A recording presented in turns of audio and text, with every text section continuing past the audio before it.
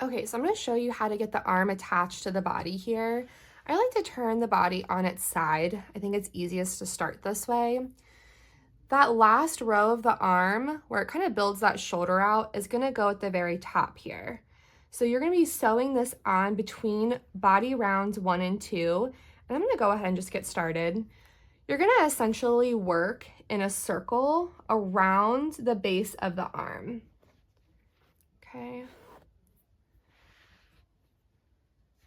It helps to kind of turn it as you go so you can see each stitch that you're going into. I typically will go into each stitch of the arm, working my way all the way around. I like to add a knot around the bottom of the arm. So I'm just going to go through here. That's just going to give that a little extra security of staying in place. And you can see here where there's still a gap, we're just going to keep sewing that in place. Okay, so I've now gone all the way around. There's no gaps in the arm. I'm going to take this needle and just go through kind of the top of the shoulder here and work my yarn back through the body.